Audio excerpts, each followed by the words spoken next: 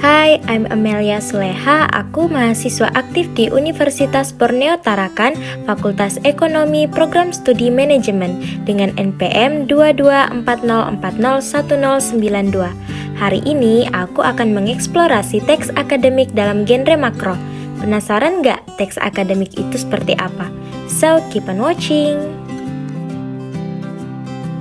Adapun materi yang akan saya bahas, yang pertama yaitu membangun konteks teks akademik, kedua menelusuri dan menganalisis model teks akademik, dan yang ketiga membangun teks akademik secara bersama-sama, dan yang terakhir menganalisis hubungan genre mikro pada laporan penelitian. Mari kita mulai! Baiklah, untuk yang pertama kita akan mengenal terlebih dahulu apa sih yang dimaksud dengan teks akademik. Nah, teks akademik ini yaitu tulisan atau teks yang membahas tentang suatu ilmu pengetahuan yang penulisannya disusun secara sistematis atau teratur dengan menggunakan bahasa yang baik dan benar.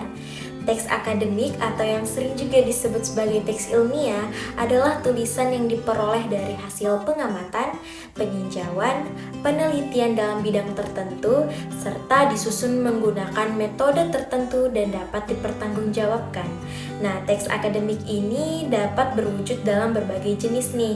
Jenis-jenis tersebut terbagi dalam genre makro dan juga genre mikro. Selanjutnya yaitu mari kita mengenal perbedaan antara genre makro dan juga genre mikro. Nah, genre makro adalah genre yang digunakan untuk menamai sebuah jenis teks secara keseluruhan. Misalnya nih, buku, ulasan buku, proposal penelitian, laporan praktikum, dan artikel ilmiah. Sedangkan genre mikro adalah subgenre yang lebih kecil yang terdapat di dalamnya dan dipayungi oleh si genre makro tersebut. Misalnya teks deskripsi, teks eksplanasi, eksposisi, diskusi, dan lain-lain. Selanjutnya kita akan menelusuri dan menganalisis model teks akademik. Menurut Brotowijoyo, teks akademik ini merupakan karya tulis yang di dalamnya akan menyajikan fakta-fakta dan disusun berdasarkan metodologi penulisan yang baik dan benar. Teks akademik juga dikatakan sebagai pengembangan ilmu pengetahuan, teknologi, dan seni yang diperoleh melalui kepustakaan, pengetahuan orang lain, dan lain sebagainya. Sedangkan teks non-akademik adalah karya tulis non-ilmiah atau karangan yang menyajikan fakta-fakta pribadi tentang pengetahuan maupun pengalaman dalam kehidupan sehari-hari, yang mana ia bersifat subjektif dan tidak didukung oleh fakta umum.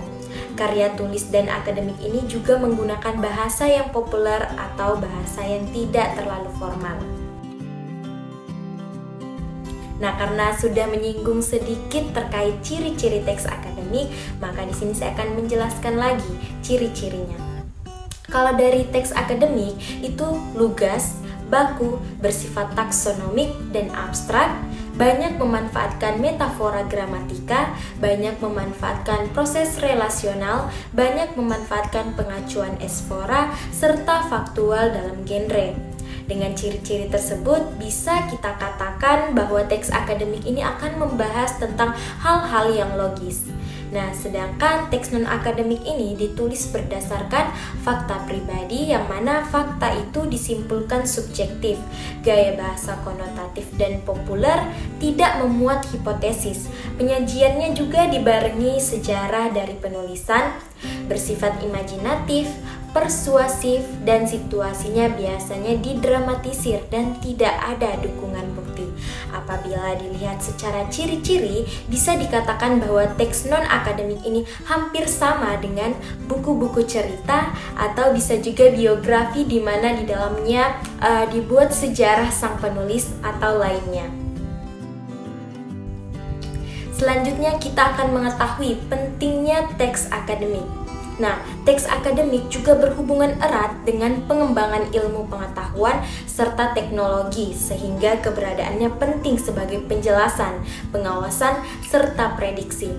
Teks akademik ini juga dianggap penting khususnya dalam dunia akademisi, sebab teks akademik adalah sebuah dimensi tersendiri jika dibandingkan dengan teks yang lain.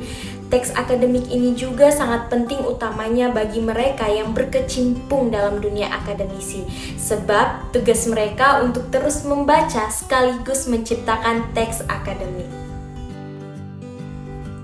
Oke, untuk mengetahui apakah setiap tahapan dalam penulisan teks laporan penelitian diungkapkan dengan genre mikro yang sesuai, itu dapat diketahui dengan menganalisis hubungan genre pada setiap tahapan teks laporan penelitian. Contohnya ada di samping saya, bisa teman-teman lihat ya. Nah, untuk yang pertama itu ada abstrak. Abstrak ini merupakan bagian yang sangat penting dalam laporan penelitian. Pada laporan penelitian, abstrak ini adalah genre mikro yang berisi ringkasan seluruh penelitian yang dilaporkan. Abstrak ini juga disebut sebagai ringkasan atau intisari. Oke, selanjutnya yaitu ada pendahuluan. Isi tahapan dari pendahuluan pada laporan penelitian dan pada proposal penelitian itu pada dasarnya sama. Oleh sebab itu, genre mikro yang digunakan untuk mengungkapkan tahapan pendahuluan dan penutup relatif sama, yaitu eksposisi atau meliputi deskripsi.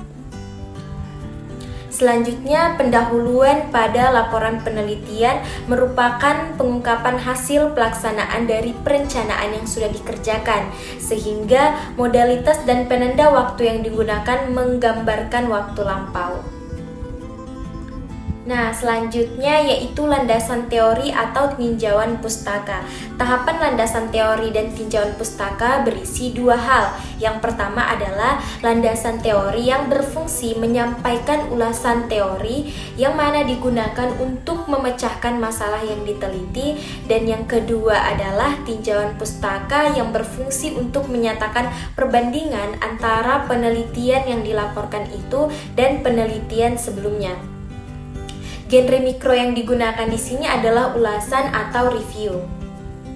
Selanjutnya ada metodologi penelitian. Genre mikro yang digunakan adalah deskripsi atau meliputi laporan, rekon, dan juga prosedur.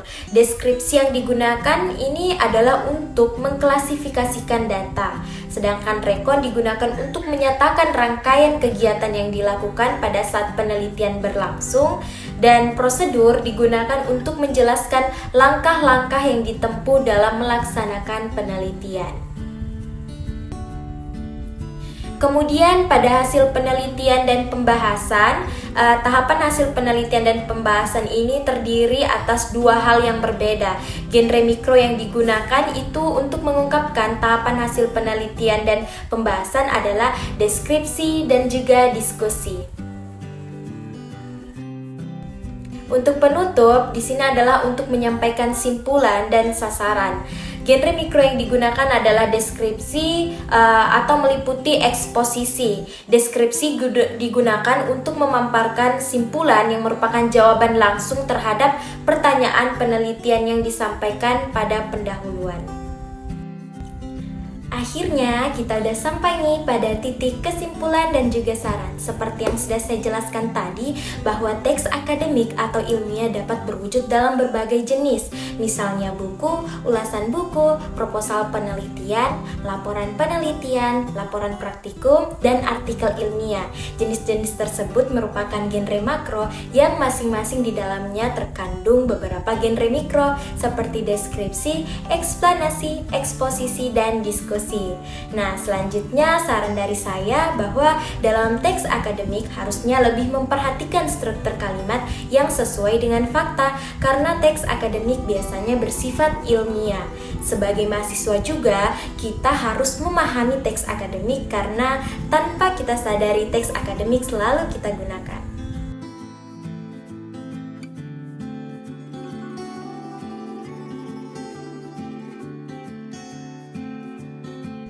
Baiklah, mungkin itu saja yang dapat saya sampaikan. Mohon maaf atas segala kekurangannya. Semoga video ini mudah difahami dan bermanfaat untuk semuanya. Thanks for your attention. Thanks for watching this video. Goodbye.